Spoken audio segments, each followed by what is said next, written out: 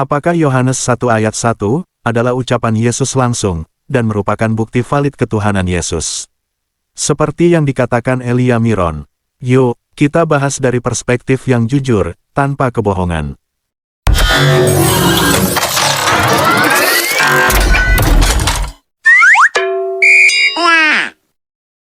Yohanes 1 ayat 1. Pada mulanya adalah firman, firman itu bersama-sama dengan Allah, dan firman itu adalah Allah. Apakah Yohanes 1 ayat 1 adalah ucapan langsung yang keluar dari mulut Yesus? Bukan, Yohanes 1 ayat 1 bukan ucapan langsung Yesus, melainkan tulisan dari penulis Injil Yohanes, yang ditulis sekitar tahun 90-an Masehi.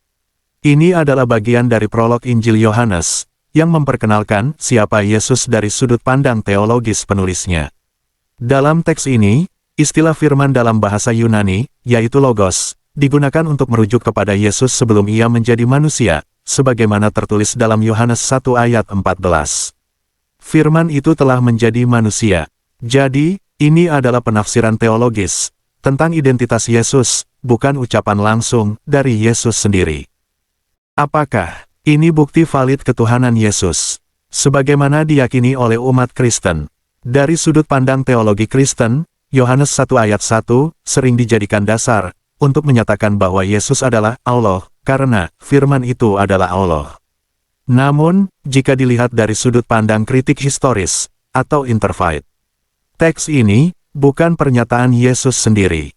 Ada perdebatan serius tentang terjemahan kata Yunani, Theos and Hologos. Secara literal, dan Allah adalah firman. Namun, dalam tata bahasa Yunani, tidak adanya artikel tertentu Hotheos bisa diartikan sebagai sifat atau kualitas, sehingga dapat juga diterjemahkan, dan firman itu bersifat ilahi, atau, dan firman itu adalah seperti Allah.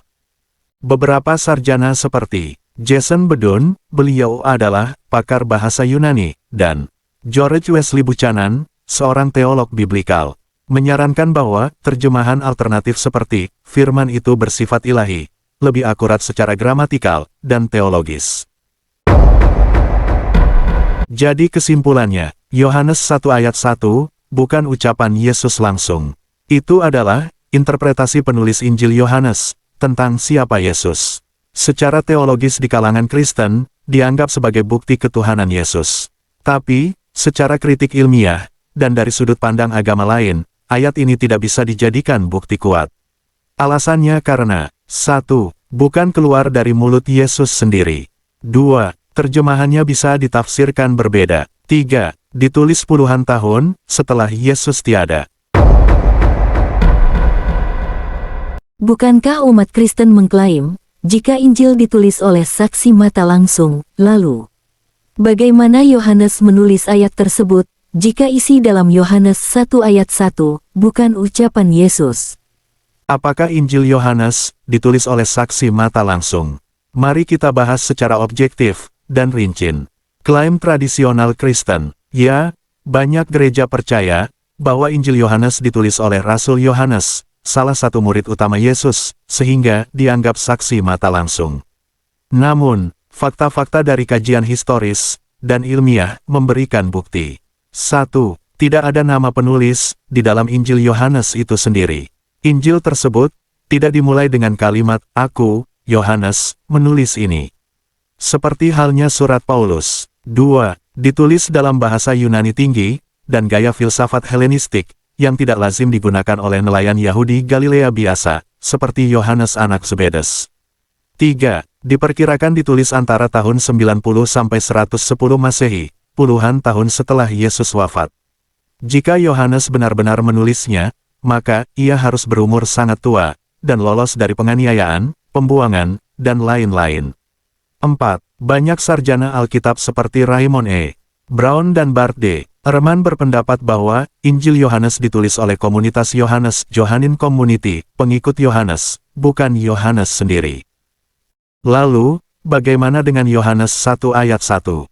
Kalaupun Injil ini ditulis oleh murid Yohanes atau komunitasnya, maka Yohanes 1 ayat 1 adalah hasil refleksi teologis komunitas tersebut, bukan hasil pengamatan langsung. Karena Yesus tidak pernah berkata langsung, "Aku adalah firman yang adalah Allah." Pernyataan seperti, "Firman itu adalah Allah," adalah kesimpulan dan tafsir yang dibuat jauh setelah peristiwa-peristiwa kehidupan Yesus. Jadi, jika benar ditulis oleh saksi mata, tetap saja Yohanes 1 ayat 1 bukan kutipan langsung dari Yesus. Dan jika bukan saksi mata, maka nilai kesaksiannya pun jadi lemah secara historis.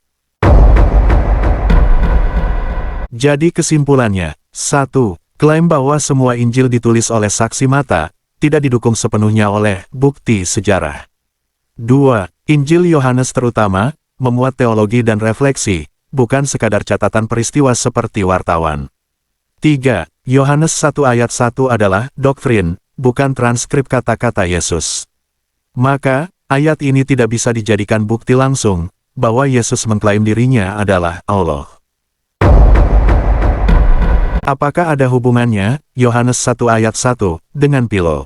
Siapa? Philo dari Alexandria. Philo hidup sekitar 20 sebelum Masehi sampai 50 Masehi. Ia adalah seorang Yahudi, yang hidup di Alexandria, Mesir, pusat kebudayaan Yunani pada masa itu.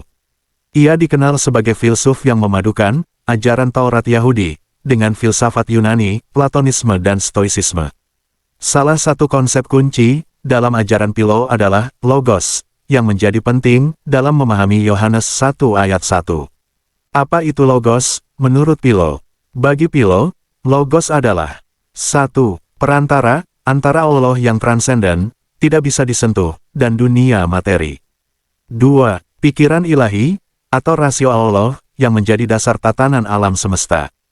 3. Sumber wahyu, dan hukum moral. 4. Disebut juga sebagai putra sulung Allah, atau firstborn son of God, dan gambar Allah. Tetapi, Philo tidak pernah mengidentifikasi logos sebagai Allah itu sendiri. Logos baginya adalah makhluk ciptaan, atau emanasi, bukan Tuhan yang sejajar dengan Allah. Lalu, bagaimana dengan Yohanes 1 ayat 1? Pada mulanya adalah firman, logos. Firman itu bersama-sama dengan Allah. Dan firman itu adalah Allah. Perhatikan beberapa hal penting berikut ini. 1. Istilah Yunani yang digunakan di Yohanes 1 ayat 1 adalah logos, sama dengan yang dipakai Philo. 2. Penulis Injil Yohanes memakai konsep logos sebagai dasar untuk menggambarkan Yesus, tetapi penulis Injil Yohanes melangkah lebih jauh dari Philo. Dia bukan hanya menafsirkan logos sebagai perantara, tapi identik dengan Allah. Logos adalah Allah.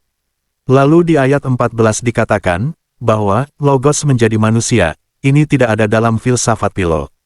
Kesimpulan, konsep logos dalam Yohanes 1 ayat 1, sangat terinspirasi oleh filsafat Philo, yang menjembatani pemikiran Yahudi dan Yunani. Namun, penulis Injil Yohanes mengubah dan mengembangkan konsep itu secara radikal. Logos bukan hanya perantara, tapi justru ditafsirkan menjadi Allah itu sendiri. Logos menjadi manusia, sesuatu yang asing bagi pemikiran Yahudi dan Platonis. Artinya, Injil Yohanes menyerap unsur filsafat Philo, tapi menggunakannya untuk menyampaikan doktrin baru tentang Yesus sebagai logos, yang inkarnasi, dan itu bukan ajaran Yesus sendiri, melainkan teologi Kristen setelah Yesus tiada.